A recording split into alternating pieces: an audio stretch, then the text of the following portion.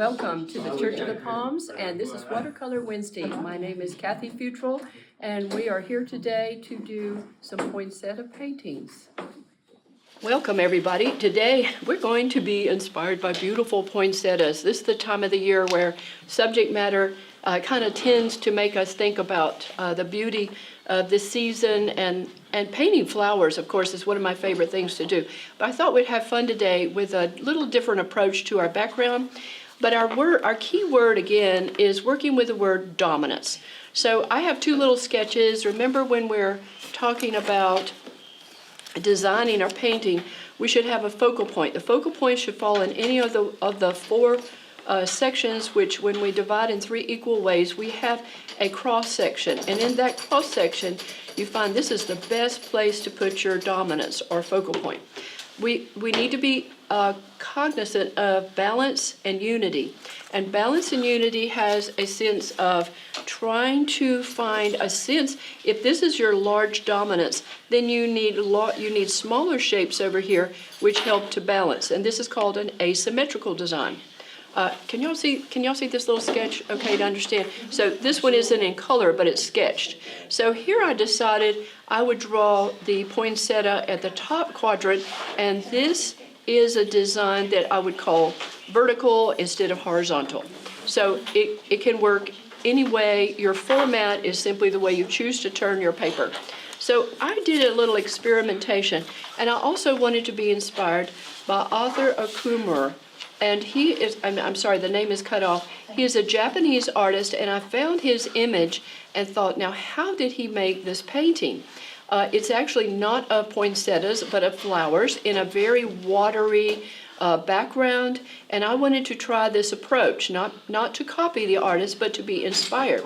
He's used his vines in a very vertical way, and he's let the flowers kind of grow. Now, my poinsettia does grow on a stem, growing stems, and has multiple leaves, and I'm not going to worry with looking at anything but the shape of the flowers. So hence my sort of seeing how the flowers look. This would be my dominant shape here. We're also going to talk about complementary colors, because we know that on the color wheel that often we want to say, where is my complementary colors? Complementary colors are always opposite each other on the color wheel, like the purple-yellow or the blue-orange. So this red-green is a good color scheme for this time of the year anyway, and it's a complement. And when we mix those two colors together, we end up with a neutral color. So this is one of my first experiments, but I'm going to show you the background, and then I'm going to explain a little bit about what we want to try to do today.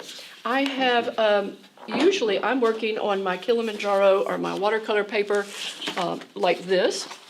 And this is 140-pound paper. I often tape it down to a piece of cardboard because I don't want it to slip around, too much. The other thing is you can use, the reason I put it on the cardboard is I only leave it on there just for a short amount of time. And I might even paint one version here on the watercolor paper. I don't leave it on here long because this is not acid-free, but it keeps the paper flat. That's why I do that. So here today, I might even be using that so I don't get it on the table. And the other piece of paper I want you to try is something that's very porous, this is an artisan type 100% cotton paper, and it's very absorbent, whereas this one is like a cold press. It's very smooth, it has no texture. This is very rough, it has a lot of texture going on to it. So the first thing I want to do is play with the background, and I'm going to use my flattest brush for wetting the paper. Now, because this is not very heavy, it is going to buckle and curve. Let me just go through this experiment with you. We're just going to have fun with the background. And in a sense, I'm thinking about how the abstract expressionist artists worked back in the 40s and 50s. This was an art movement in America where many artists worked in oil and on canvases to create the feeling of just free form and color through abstract pieces. And you may be aware of Pollock and de Kooning, but they also were married to abstract expressionist artists. Lee Krasner was married to Jackson Pollock, and Eileen married William de Kooning. And they were artists before they met their their husbands and joined forces in their studios to create in New York City art that was popular, especially in the 40s and 50s. They struggled through the 30s. And of course, the war interfered with everybody's work. It was William de Kooning that came over in the 40s, like many of the artists in World War II, just to survive and find New York the place to live. The colors I'm going to use right now, this is my, well, I just mixed them together. This is what I call Viridian, and it's the purest green you can really get, but it's often too bright in nature. This is a Skips green, which is a yellow green. It's a beautiful green, but anytime you're working with pure color like this, you often want to tone it down with the opposite color, which happens to be red. Now, typically, I'm using my Rose Madder, but you see my Rose Madder is really more of a pinkish red, so I'm going to pull out here the Red Hot Mama, which is the same as, I'm sorry, that's just the name that Joe Miller named some of his fun colors. And you can see that it is a pure red, a beautiful red. It's the same as Cad Red Medium, so pretty much. So these two colors together kind of give us that poinsettia color. And in many ways, I could even say alizarin crimson, and a little bit of blue would really help bring out that color. So we're going to vary the red-blue, the red-green combination. And you notice that I put some yellow out. I'm also going to have some blue here in this corner. And the reason I want the blue, and I'm letting my paper dry while I'm talking, sorry, let me get this going, is because yellow and blue are going to mix together on the paper to make our green. So here's why I wanted to start that way. So I'm just going to do, and I'm not going to introduce the red at all until the very end, because it's easy to make mud when you do this, and we do not want the mud. Right.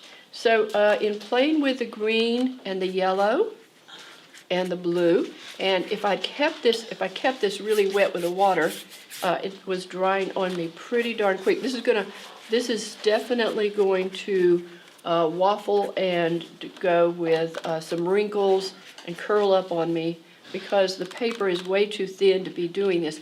It works with the watercolor paper, but I wanted us to experiment today and just play. So the other thing I want to do while I'm doing this is I want to do some splatters, and I also want to find some little holes where I can drop my reds in. So those were just little accidents that happened where my paper was light enough where I won't be mixing a lot of pigment. I want to soften those. Okay, so this becomes my background for my painting. Now obviously this is way too wet to work. So while that dries over here, I'm going to take this piece of paper and I'm going to do the same thing on it. But I can't show you, I can give you an idea about what's going on here. These are just quick, this was on the same kind of paper, and these are just backgrounds. I did this on a piece of mat board. And here, look what happened. See, I didn't watch this, so I got a really runny edge. But this is the same paper, and I can still do something with that. There's something interesting that happens when you wet the paper and let it all run. So let's do this, just for the sake of time, assuming you understand how to just wet your paper and go with color, okay? Let's just assume that we have this dry, and this is what we're going to work on next. So I have a piece of paper. It's not quite as exciting as that one. Let's see, is that one any better? They're kind of just muted, but while that's drying, I'm going to show you. So once you play on your piece of paper, and maybe you try 3 different sheets of paper, and you do a nice little abstract piece, then you're going to say, I'm ready now to do my poinsettia. Now remember, I want to do a dominant piece either here, or here, or here, or here. Or I want to turn my paper this way, maybe this way, and I might want to do my dominant piece here. I think I like the idea of putting it right here. And so I'm going to begin by looking at my poinsettia plan or my reference sheet, and this will become my points. Now although this is very abstract in the background, because it's light, you don't want to get too heavy. you will be able to paint right over this. It's kind of like putting in a pale sky.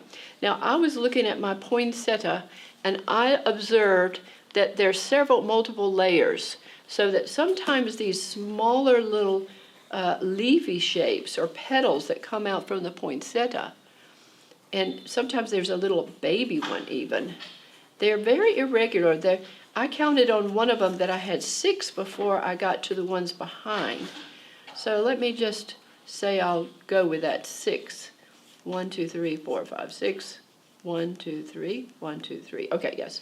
And then I'm going to start a layer behind, and these are a little bit pointy, and that will give us probably 6 more. I don't know that it is always that way. It depends on how the plant really grows, and sometimes you have, I don't like a real radial shape. So what I want to do is create a kind of a gap in here, so that maybe through here I have a leaf, a green leaf. You know, the shapes of the poinsettia are almost like the leaf shapes. And maybe that's part of what's going on here. Sometimes they're different colors.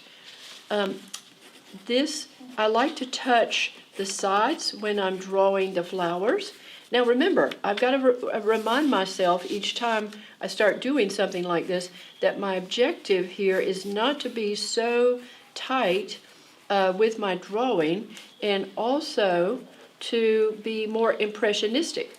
So if I have created a very loose background, I don't want to conflict the subject with something too tight. By the way, Jim and I just went to see an exhibit called Still Life, and there were a lot of flower paintings, but they were painted in, this was at the Sarasota Art Center here in beautiful Sarasota, that's on Tamiami Trail. And the show has a lot of oil acrylics and watercolors, all different media, also still three-dimensional work. The thing is that artists have different interpretations of the still life, and many were flowers, but they are sitting on tables, whereas this is not a still life. This becomes a composition or a little design of flowers. And when we are painting here today, we may leave some of this background.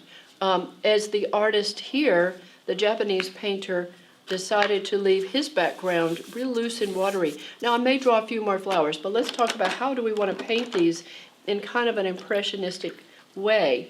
So I have these bright reds, and I'm going to begin, but this becomes a pretty hard edge, and what I might do is just start doing a little softening, first in the center of the flowers, and then, so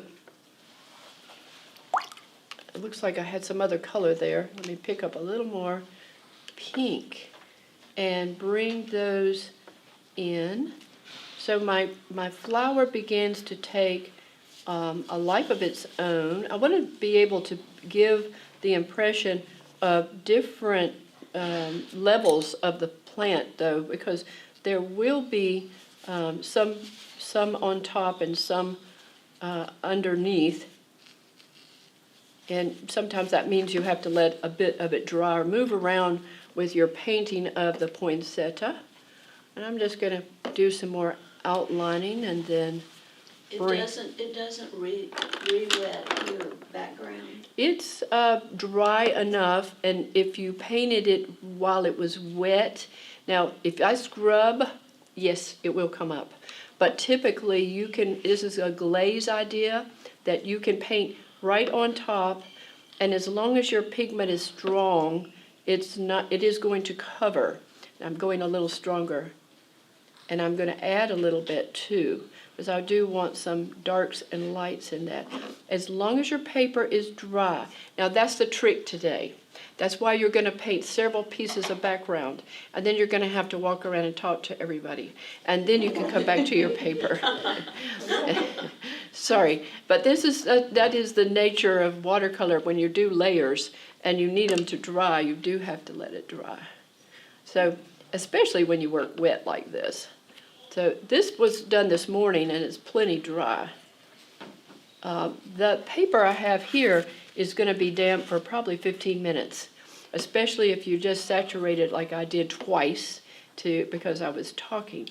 So if you just jump into it and do your background, then you can come back and paint on top of it.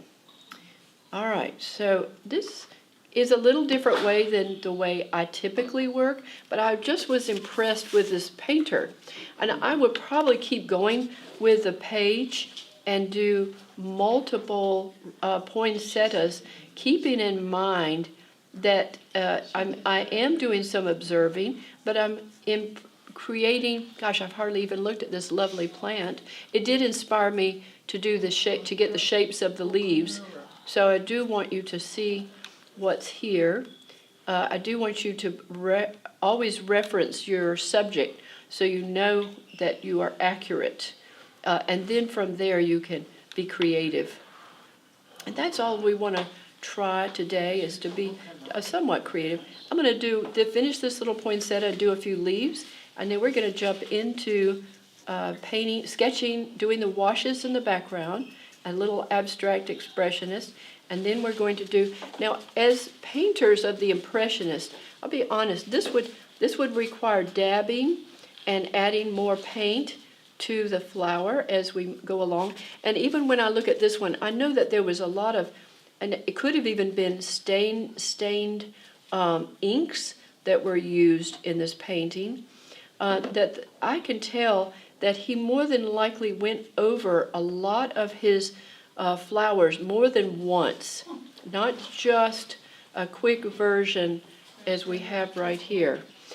Let's do a few leaves, and in that process I just switched over to using, here's my Viridian. Now remember, we don't want to go all that bright, but having a little bit of red mixed in, which is that neutralizing color, will give us that more natural look. Funny that I'm looking at this poinsettia, and the veins in this poinsettia are actually red. Now, if I were really painting at home and doing my favorite thing, I would sketch and paint this quite realistically, because I think the plant is just absolutely beautiful. But I wanted to do something that would be quick and fun, and just suggest what's going on with the poinsettia plant. So with that in mind, and I'll show you a finished composition at the end, I would just keep painting and adding color to my composition. I would suggest a little more color, possibly even in the background. Remember, we're using this as inspiration, and this is something that we're just going to play with and enjoy. So, one more thing I would do is be sure to add the little points, the centers of the flowers. Okay, so I'm just going to keep going, and I'm going to stop at this point to let you get started. I have another painting that I started too that's not quite finished, but it's a different way of looking at the same subject. Okay, so it's just a fun thing to do today, and I hope you'll have fun doing it too. Right, what we were giving ourselves a break for is to finish up, and so I would just give myself a chance to add some more to this. The paper of the background, of course, had a chance to dry, but now the flowers that I started have a chance to dry. So I'm looking at, even though this is my horizontal composition and this is my vertical composition, I'm still kind of playing with this as the vertical, but I think I want to put in more flower shapes.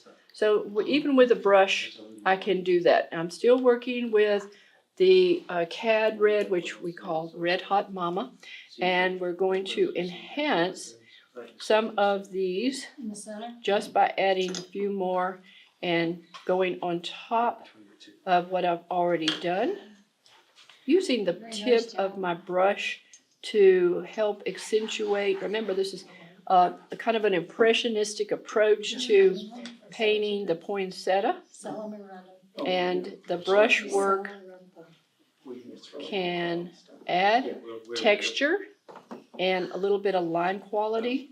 So I want this flower, of course, to be a little bit more dominant than that one, and I'm going to add a few more. Try to do odd numbers in the design. So not always, of course. You know, I think I meant for this one to be a red and I painted it green, but we'll just pretend that is correct and leave it that way. And I'm going over and accentuating, pushing some more darks behind this one. Is all that red cadmium red? It is actually my Red Hot Mama, and it is, you might as well call it cadmium red. And I would call it cadmium red medium because cadmium red light is typically a little orange. So the medium, and they make a cadmium red dark, and that is a stronger red. I think cad red medium is pretty typical of a good red. There's a carmine red too. There are different names for the red. Primary red is sometimes used.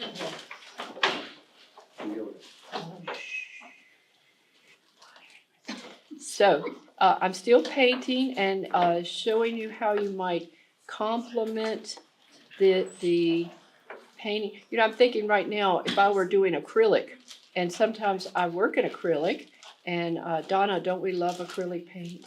Yes. No? Not, we like watercolor better.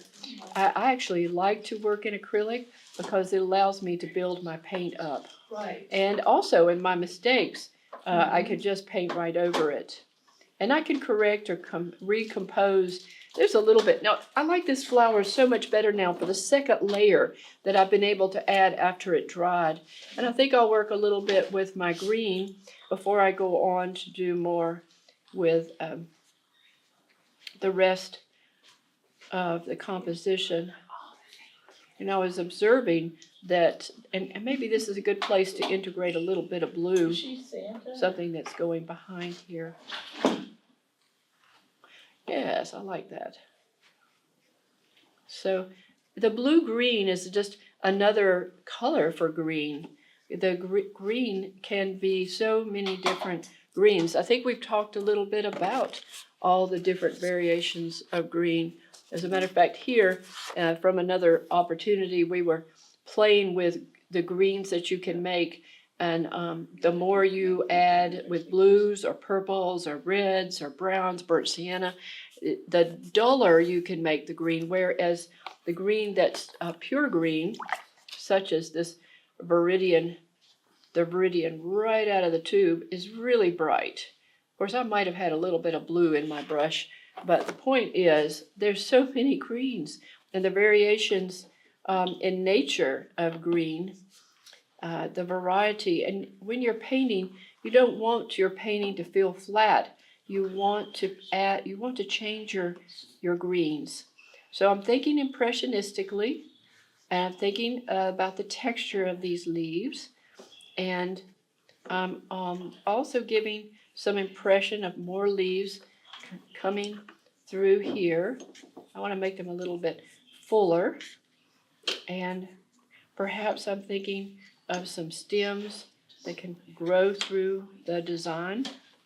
And then I can start to work with other shapes.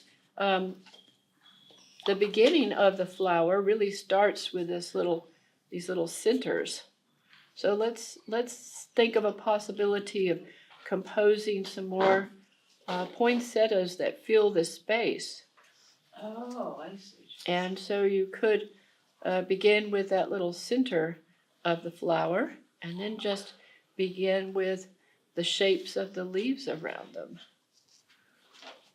And as they appear in the background, they might be less and less detailed. Odd numbers always work when you're building a painting like this. I know that the inspiration we use today, it's not a matter of counting how many flowers, it's a matter of kind of movement around the shapes that you see in this little garden patch. And as the flowers go back into the background, they tend to get smaller because they're further away. Here I have another little poinsettia flower. These two are kind of running into each other and also falling behind this leaf. And then it seems that I have another one starting here. And again, just like the green, I want some variety in my reds. And the more dominant shapes, perhaps, or these are, we don't want the colors to compete with your dominant flower in the foreground. I'm kind of making this one a little bit bigger, and I'm going to let it kind of grow into the one that's here. This is a very intuitive way of working. Typically, when I start a watercolor, especially like a building or flowers that I want to be quite realistic, I'm going to sketch and spend half of my time drawing and less time painting. But this can be fun. It can also be a little nerve-wracking because I often say, what am I doing? And then I just try to figure it out. And that can be a challenge. That can say, well, that's okay. I did experiment, and that's what that was about. And this little shape is sort of working, so maybe I'll try it again. I'll try it again over here. And that just comes from observing the plant and saying, this poinsettia has little leaves and some big ones too. And some leaves that come behind. And so I've seen a lot of impressions of poinsettias. They are a beautiful plant. You make it look so easy. I know. From here, it doesn't even look like her hand is moving. It looks like it's just being guided. Right. I know. Oh, Like a Ouija board. No, really. Oh, you guys, you are egging me on here. They're really just buttering you up. I would say exactly that. Oh, this is way too much fun So, maybe I need to change. I'm really repeating myself over and over. Maybe I need to spread out some of these and vary a little bit the design. So this one's going to be more at an angle. And because there is that heavy blue right underneath it, I have to darken that petal just a little bit. All right, so I don't know. I feel like I need to put another one down here for sure. And then maybe I'll do some greens and then I'll decide about what needs to happen here. Because balance is very important. Balance and the feeling of unity is equally as important as the focal point. And even though I'm stressing a lot with the focal point today, it needs to, and notice that I do dip into my red to get my green to not be quite so bright, especially when the greens go behind. You know, I was interested in looking at this painting. I kept looking at that. Sometimes I observe a website. Every day I get this Art Daily News, and it's Art Daily News often has works of art, and I think that might be where I saw this beautiful watercolor, and I just sort of captured it to use as the inspiration for our class today. But the world of art, there's so much out there in the museums, and Art Daily News, if you haven't subscribed to it, it's just something you can look up. It's a free website that tells you what's going on in the art world every single day. I hate to tell you this, but the Louvre, I learned this morning, the Louvre is going to raise their prices. So No. I know.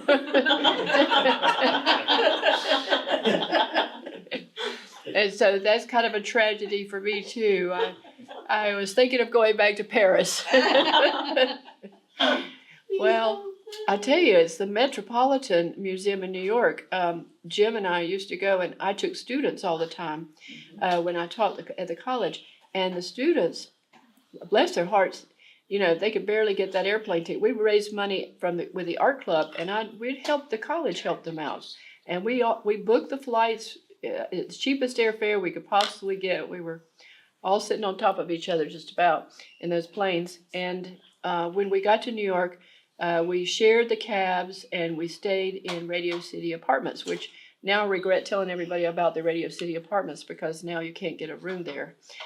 They are great because you could do your own popcorn and your own coffee, and you could cook in your own kitchen. So everybody took their own popcorn and their own coffee and their own macaroni and cheese. And, you know, the students lived that way. And we we had a very tight schedule for 2.5 days of going to all the art museums. But at the Metropolitan, it was pay what you want to pay. And I'd go up to the counter and I have 20 people and I give them a check. I give them a $20 bill and get everybody in for free, you know, get everybody in, because that's how the students needed me to do that to get them in. Now you have to pay $25. Each.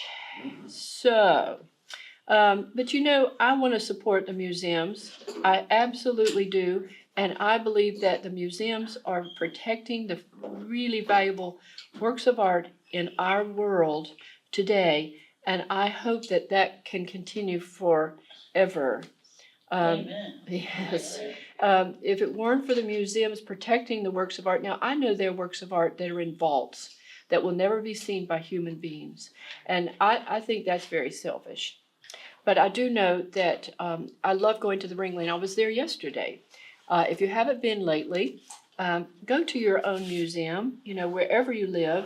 But I would say the Ringling for us in Sarasota is the state museum of this Well, it's the Florida. most popular attraction in Sarasota. It totally is.